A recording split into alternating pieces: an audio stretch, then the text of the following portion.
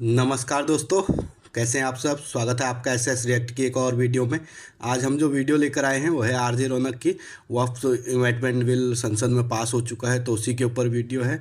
और आप सबसे एक रिक्वेस्ट है यार, कृपया वीडियो को पूरा देखें, हमें सपोर्ट करें, वीडियो को लाइक करें, चैनल को सब्सक्राइब करें। चलिए देखते हैं वीडियो।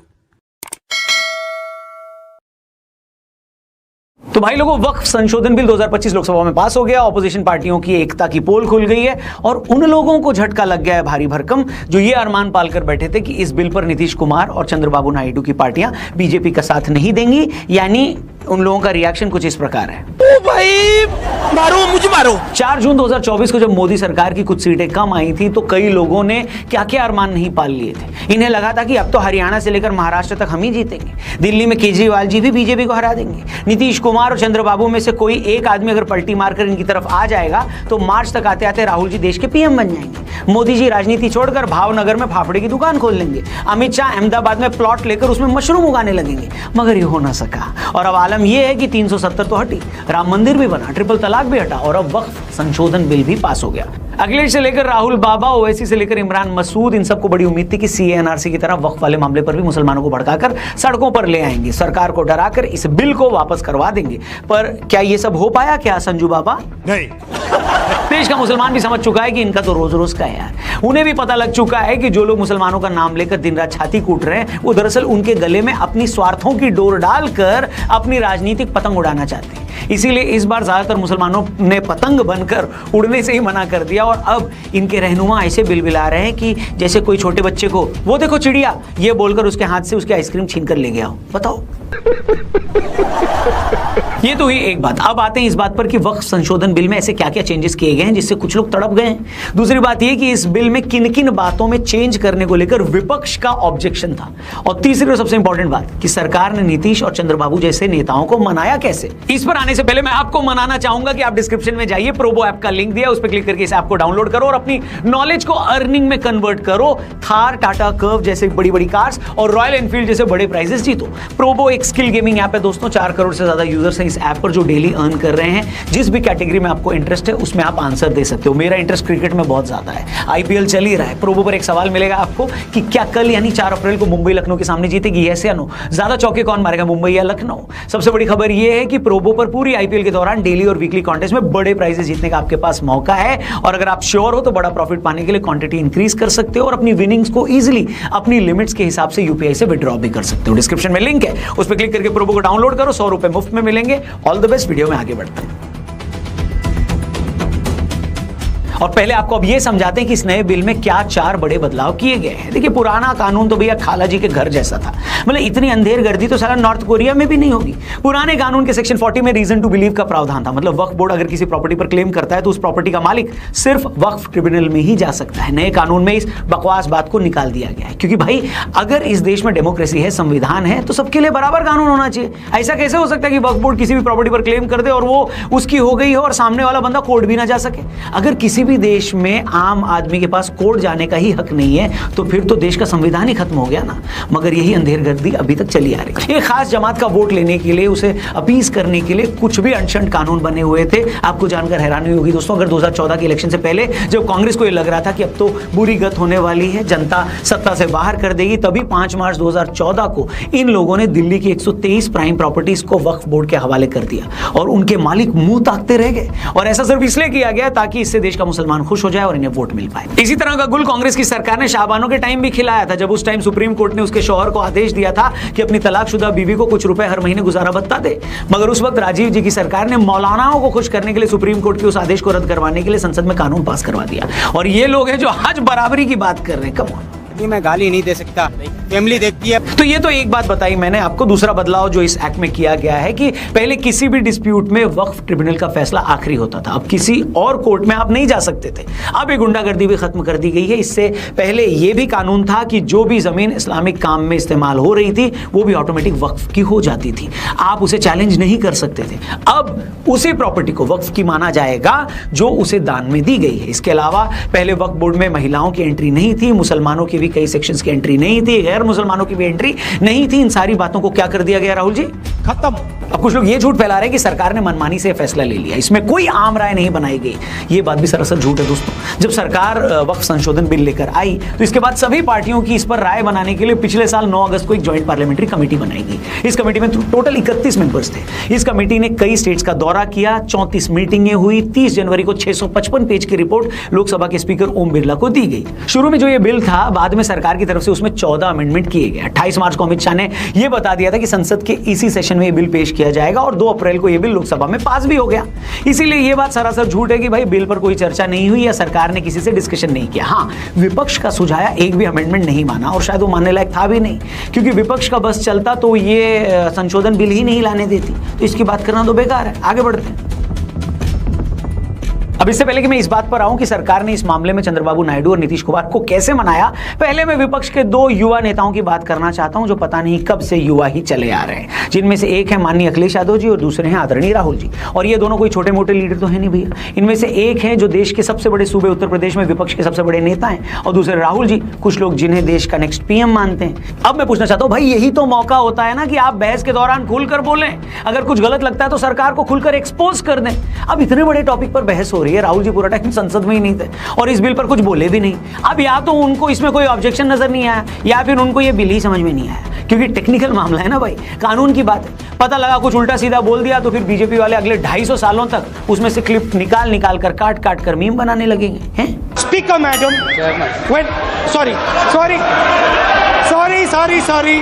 और दूसरे अखिलेश बाबू ने भी बिल पर कोई टेक्निकल बात नहीं बोली है। कभी अमित शाह पर चुटकी ले ली कि भैया बीजेपी वाले तो नया अध्यक्ष नहीं बना रहे, कभी यूपी में हुए किसी कार्यक्रम पर बोल दिया, कभी चीन की बात कर ली। अरे भैया, इतने दिनों से आपकी पार्टी हल्ला काट रही है कि बिल मुसलमानों के खिलाफ है, तो बताओ ना संसद में कि क्या खिलाफ है।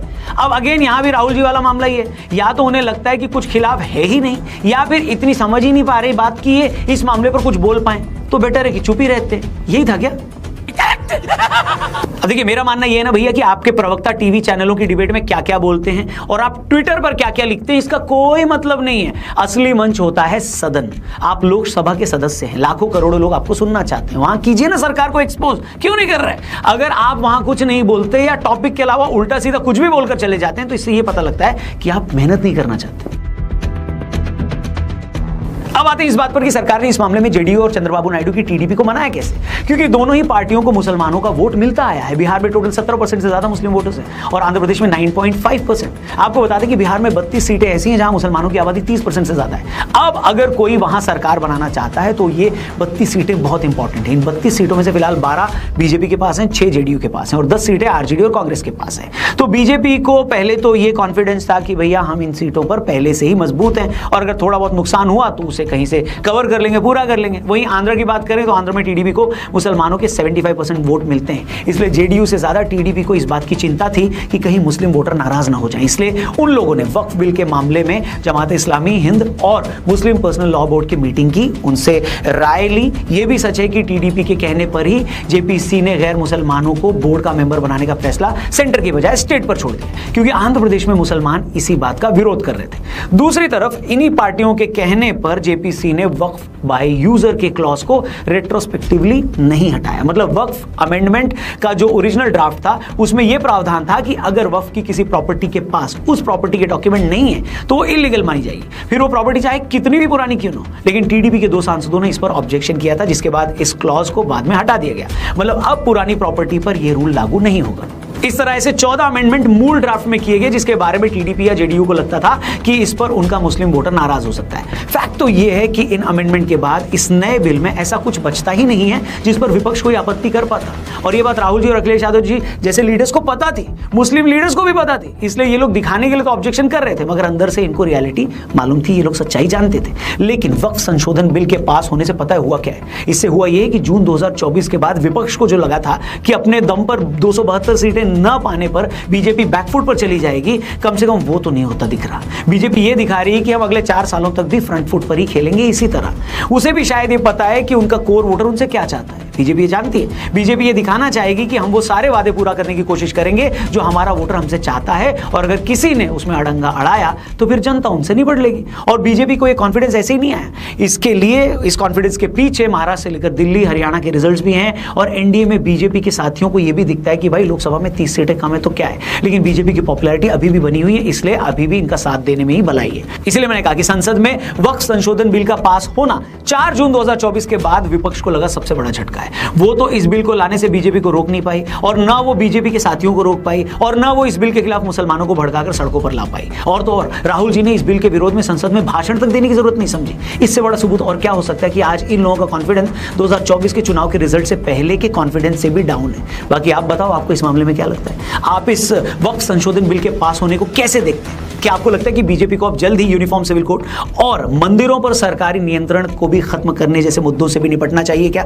आपकी राय जो भी हो कमेंट करके जरूर बताइएगा, और वीडियो सही लगी। देश का मुसलमान भी समझ चुका है कि ये इनका काम रोज रोज का है, और वो इनके भड़काने पर भी भड़का नहीं है, और बिल पास हो गया। देखिए, ये मोदी गवर्नमेंट का एक कारनामा है, और कारनामा है। देखिए, वक्फ बोर्ड, वक्फ लोगों की प्रॉपर्टी, कब्जा माफिया, अगर आसान भाषा में कहें तो एक कब्जा माफिया है, जिसका भी देखा कि को वारिस नहीं है, जिसका वारिस है बिल्कुल उसको भी लूट लेते हैं, जिसका तो वारिस ही कोई नहीं है वो तो है ही समझो वक्फ बोर्ड की है। तो समझ लें कि ये एक बड़ा जबरदस्त कारनामा है, ये अमेंडमेंट बिल जो उन्होंने पास कर लिया है। अपोजिशन पार्टियां जितना भी अब इस पे, और अब ये उम्मीद की जा सकती है 90% के हकदार को उसका हक मिलेगा, और वहां तक वो सारी चीजें आएंगी। देखिए, अब इससे तालीम, सेहत के जो काम है वो चलेंगे, क्योंकि लोग जो है ना काफी मिकदार में जो है वक्फ के लिए जो है ना वो माल देते हैं, सारी चीजें वक्फ। अब देखिए, ज़कात का पैसा होता है, अब मुस्लिम देश है, यहाँ पे मैं पाकिस्तान की बात कर रहा हूँ, ज़कात का पैसा निकलता है। वो ज़कात का पैसा किन के पास जाता है? जो कि पहले से ही अरबपति हैं, खरबपति हैं, यानी कि वो गरीब तक तो पहुंचते ही नहीं। तो जब भैया, सबसे पहले तो मुझे कंफर्म करो कि क्या इसमें जो पुरानी जमीनें हड़पी गई हैं उनके ऊपर एक्शन लिया जा सकता है कि नहीं, कि जो इन्होंने हड़प ली वो हड़प ली? क्योंकि मुझे तो ये लगा, ये कह रहे हैं कि जो यूज से मतलब यूजर नहीं होना चाहिए, यूज होना चाहिए। अगर उसे यूज कर रहे थे रिलीजियस पर्पस के लिए, तो वो वक्फ की हो गई थी, चाहे उनके पास कोई डॉक्यूमेंट नहीं है ये तो कि कौन ओन करता है उस लैंड। That is wrong. और जो जस्ट बाय यूजेज जो है हो गया, नहीं, ये तो गलत है। उस चीज को मेरे ख्याल से वो नहीं हटा पा रहे हैं। ये तो गलत है। और फिर दूसरी बात जो ये बोल रहे हैं कि इसमें नॉन मेंबर्स होने चाहिए, मुस्लिम मेंबर्स होने चाहिए, पर वो अब स्टेट डिसाइड करेगी, हर स्टेट अपना करेगी कि करना चाहते हैं कि नहीं करना चाहते। आई डेंट लाइक दैट टू। तो ये गफले जो हुए हैं उससे कई चीजें जो पर्पस था वक्फ बोर्ड अमेंडमेंट बिल का, मुझे तो लग रहा है वो अभी अच्छी कम हो बात है गया, कि पर हो गया पार्ट तो, 1 आ गया। हाँ वो तो है जी बिल्कुल जी। वक्फ बोर्ड की तरफ से जो भी एक किस्म का कह लें कि गुंडा राज वाले कानून चल रहे थे, और उन्होंने अपना ही राज समझा हुआ था, और देश में जो भी कानून बने हुए हैं उनकी कोई इज्जत, कोई एहतराम नहीं कर रहे थे। वो जहां पे उनका दिल करता था कब्जा माफिया की तरह वो कब्जा कर लेते थे, और आम जो नागरिक है उसके लिए ये बड़ी दिक्कत थी। तो उसको कोर्ट तक जाने की इजाजत नहीं थी, क्योंकि वक्फ बोर्ड का एक ठप्पा लगा हुआ था, जिस चीज को लेकर, जिस अथॉरिटी को लेकर वो नाजायज फायदा उठा रहे थे। यहाँ पे कानून में जब चेंजिंग होने लगी है तो बहुत सारे ऐसे कट्टरपंथी जो लोग सोच रखने वाले हैं, उन्होंने भी कहा कि हम सड़कों पे आ जाएंगे मुसलमानों को लेकर। असदुद्दीन अवैसी जैसे लोग, और उसके बाद और भी कांग्रेस के जितने भी नेता हैं, वो इस कार्ड को पॉलिटिक्स में खेलना चाहते थे कि मुसलमानों के साथ जी ये बहुत बड़ी ज्यादती होने जा रही है। पास हूँ और गवर्नमेंट जो है वो उसके पास नहीं हो, तो लेकिन ये है कि वहाँ पे हो सकता है कि ऐसा बोर्ड कोई मंदिरों के लिए भी बन जाए, तो बनना चाहिए भाई। जिस तरह वक्फ बोर्ड है इसी तरह होना चाहिए एक। और ये तो रही पहली बात। दूसरी बात, वक्फ बोर्ड जो है वो जो कोर्ट अपना बनाया हुआ है वक्फ ने कि जी यहाँ पे अगर किसी को कोई प्रॉब्लम हुई, किसी की जमीन का हड़पा गया, तो वो वक्फ बोर्ड में सिर्फ जा सकता है, वो दूसरी कोर्ट में नहीं जा सकता। तो वो उसमें चेंजिंग की गई है कि दूसरी कोर्ट में भी जा सकता है, और वक्फ बोर्ड को जो है सबूत देने पड़ेंगे, उसके कागजात देने पड़ेंगे जगह के। अब जाहिर है वक्फ बोर्ड जो है वो किसी की भी जगह हड़प ले। अब मेरी जगह है, वक्फ बोर्ड अगर हड़प लेगा तो मैं किधर जाऊंगा जी? वो कह रहे हैं जी वक्फ बोर्ड में ही आए जी, वक्फ बोर्ड की जो अदालत है उसमें जाके अपील करें। तो मैं वहां पे जाता हूँ तो वहां